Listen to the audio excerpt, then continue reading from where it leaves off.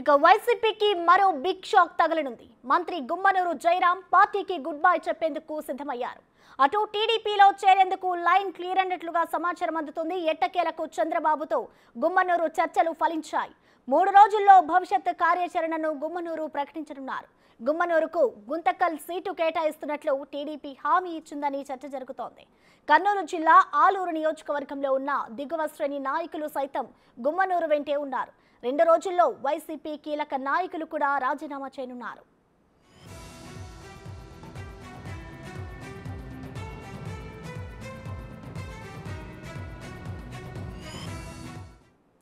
ఇప్పటికే ఆలూరు నియోజకవర్గంలో టీడీపీకి సీటు లేని పక్షంలో గుమ్మనూరు గుంతకల్ సీటు కోరారు.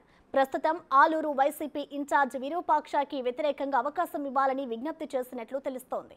సొంత సామాజిక వర్గం వాల్మీకులు కూడా గుమ్మనూరుకు సపోర్ట్ చేస్తామని హామీ ఇచ్చినట్లు చెబుతున్నారు.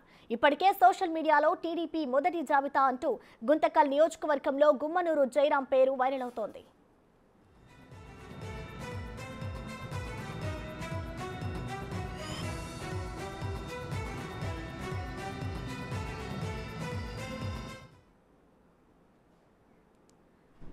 ఇదే అంశానికి సంబంధించిన మరింత సమాచారాన్ని మా ప్రతినిధి శ్రీరామ్ లైవ్ ద్వారా అందిస్తారు. శ్రీరామ్, చెప్పండి, అసలు గుమ్మనూరి జయరాం వైసీపీకి గుడ్ బై చెప్పడానికి గల కారణాలు ఏమై ఉండొచ్చు అంటారు? అలాగే ఇటు ఆ టీడీపీలో ఆయనకి లైన్ క్లియర్ అయిందని అనుకోవచ్చా? ఎస్ ప్రసన్న, గత కొంతకాలంగా మంత్రి గుమ్మనూరు జయరాం సంబంధించినటువంటి వ్యవహారం ఈ రోజు కొలిక్కొచ్చిందని చెప్పుకోవచ్చు. ఎందుకంటే గతంలో వైసీపీ అధిష్టానం తీసుకున్నటువంటి మార్పు చేర్పులు ఏవైతే ఉన్నాయో మార్పు చేర్పుల్లో భాగంగా కర్నూలు సంబంధించినటువంటి ఎంపీగా పోటీ చేయాలని అధిష్టానం సూచించినప్పటికీ గుమ్మనూరు జయరాం తాను పనిచేస్తున్నటువంటి సిట్టింగ్ గా ఉన్నటువంటి ఆలూరు సంబంధించినటువంటి నియోజకవర్గంలో ఖచ్చితంగా ఎమ్మెల్యే పదవిని కేటాయించాలని పలుసార్లు చెప్పినప్పటికీ అధిష్టానం వినకపోవడంతో అసమ్మతిగా ఉంటూ గత కొంతకాలంగా పార్టీ సంబంధించినటువంటి కార్యక్రమాలు కావచ్చు, పార్టీ సంబంధించినటువంటి పెద్దలకు కూడా అతను టచ్లో లేరు. టచ్లో లేని తర్వాత ఇటీవల కాలంలో టీడీపీ సంబంధించినటువంటి నాయకులతో పావులు గదుపుతూ ఖచ్చితంగా ఈ రోజు భవిష్యత్తు కార్యాచరణ ద్వారా నిన్న జరిగినటువంటి చంద్రబాబు నాయుడు సమక్షంలో ఆలూరు కావచ్చు లేదా గుంతకల్ సంబంధించినటువంటి సీటు వ్యవహారాన్ని హైదరాబాద్ లో నిన్న జరిగినటువంటి చర్చల్లో భాగంగా నిన్న చంద్రబాబు నాయుడుతో భేటీ కావడం జరిగింది. భేటీ అనంతరం వైసీపీ టీడీపీ సంబంధించినటువంటి అధిష్టానం కూడా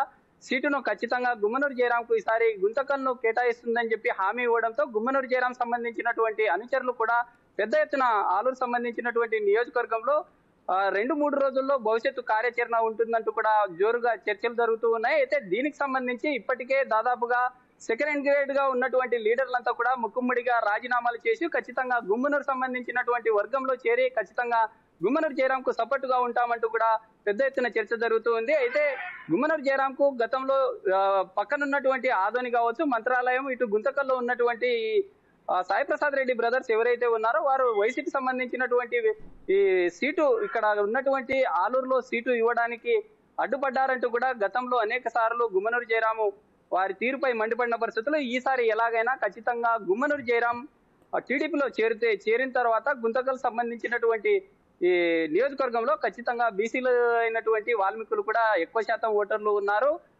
అందులో భాగంగానే ఇప్పటికే ఉన్నటువంటి సమాచారాన్ని మనం చూసుకున్నట్లయితే ఇక్కడ ఆలూరు కావచ్చు, ఇటు పక్కనే ఉన్నటువంటి ఆదోని మంత్రాలయం సంబంధించినటువంటి నియోజకవర్గంలో కూడా ఖచ్చితంగా గుమ్మనూరు జయరాం సంబంధించినటువంటి బంధుమిత్రులు కావచ్చు, తమ సామాజిక వర్గం వారితో కూడా ఖచ్చితంగా సపోర్ట్ చేస్తాను, తాను 2-3 రోజుల్లో ఖచ్చితంగా టీడీపీ సంబంధించినటువంటి పార్టీలో చేరుతున్నట్లుగా క్లియర్ గా అంటే టీడీపీ సంబంధించినటువంటి అధిష్టానం గుమ్మనూరు జయరాంకి స్పష్టమైన హామీ ఇవ్వడంతో ఈ రోజు తమ స్వగ్రామం అయినటువంటి ఆలూరుకు చేరినట్లుగా మనకు సమాచారం. Right, thank you Jayaram.